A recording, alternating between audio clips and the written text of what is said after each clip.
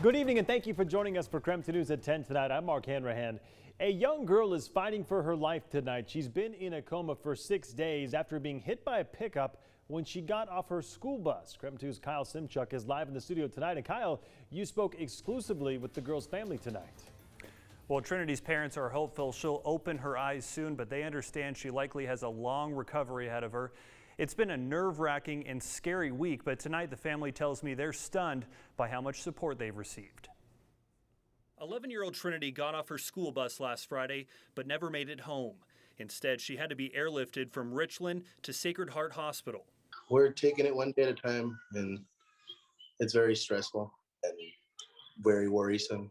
Trinity's dad says she tried to cross the street after her school bus drove off. She had no protection from the flashing red lights and stop sign and was hit by an oncoming truck. The impact fractured her skull. Because she had spinal fluid coming out of her ear. Trinity has been in an induced coma for the last 6 days. Good big sister, her little sisters miss her. They love her so much. Asking about her every day. She likes to hang out with her friends. She wants to become a baker. She loves to cook. The tragedy has taken a toll on her parents emotionally and financially. Trinity's mom, Nikki, has had to put a new job on hold while she and her husband take care of 5 kids. A relative set up a GoFundMe account, which has raised more than $16,000 in just 4 days. Really shocked. Just because we didn't expect that. Our sister-in-law has that set up and has been doing everything for us. It's amazing with all the support that we're getting out there. Trinity's parents will be by her side the entire time as she heals at her own pace. She's strong. She's a soldier and she'll make it through this. And the driver of the truck has not been charged, and police say he is cooperating with their investigation. Kyle, thank you very much. All right, let's take a live look outside right now. First it was wind tonight, then came the rain. Here's a live look at downtown Spokane. You can see the streets still wet at this hour. It was coming down at a pretty good clip earlier tonight up here at the station, but drier weather is on the horizon. At least that's what meteorologist Thomas Patrick told me earlier this week. Thomas, you're in the Outdoor Weather Center. Not raining right now, though, huh? Yeah, it pretty much just rained, but during like the 8 o'clock hour.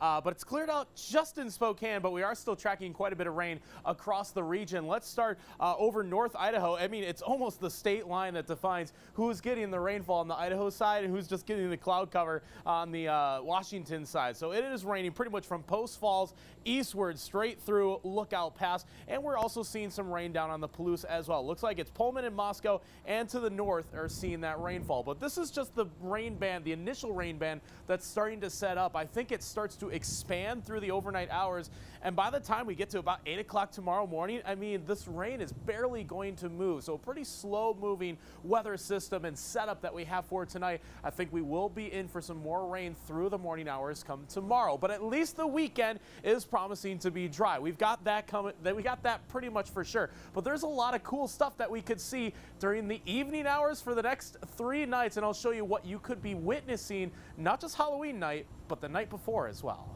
Looking forward to checking back in with you later in the broadcast then. Thomas, thank you.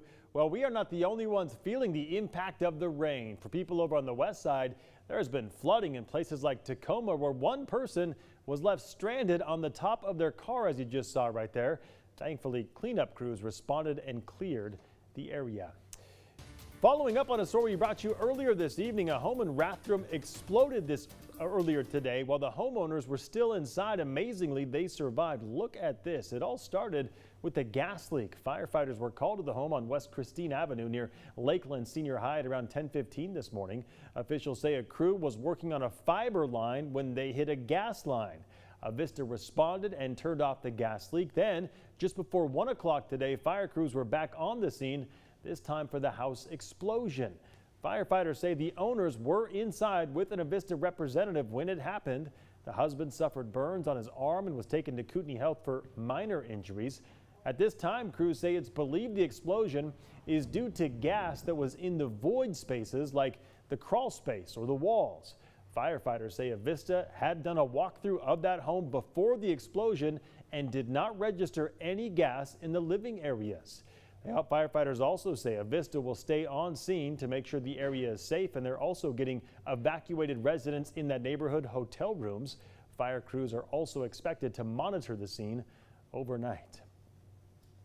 New at 6 tonight, the football season is over for University High School's team. This after they reached the 10% threshold for positive COVID cases on their team. The Titans were 4-4 this season and were sitting in second place in the GSL 3A standings. This leaves Meade and Ferris fighting for the last playoff spot with just this week's games remaining. Right now, University High School has the highest number of COVID cases in the Central Valley School District. As of Tuesday, 14 cases were reported in the school out of more than 1,700 students. It is not clear tonight how many of those are students, teachers, or faculty. North Idaho College's accreditation status could now be in jeopardy. That's according to the college's acting president, Lita Burns. At last night's NIC board meeting, Burns said she was critically concerned about NIC's ability to remain in good standing. Burns presented the trustees with an accreditation response action plan after a complaint was filed back in March that caused the Northwest Commission on Colleges to step in and look at the college's accreditation. Previous president Rick McLennan filed complaints saying board chair Todd Banducci was aggressive, unprofessional, and displayed threatening behavior. That complaint cites actions that the board chair and vice chairs are counter to the civil and human rights and civil liberties protected by the U.S. Constitution. Well, as part of our promise to bring you more to every story, we are taking a closer look tonight at the 40-page claim filed against the Spokane Regional Health District. Former health officer Dr. Bob Lutz is fighting for his job back after filing a wrongful termination claim. KREM 2's Amanda Rowley shares more details on the pressure that Dr. Lutz said that he felt leading up to his termination. Leading up to his controversial firing, the claim says several board members wanted Dr. Bob Lutz fired because his COVID-19 response actions did not align with their own. I read through the 40-page claim and found multiple instances where Dr. Lutz was told his actions made the board unhappy.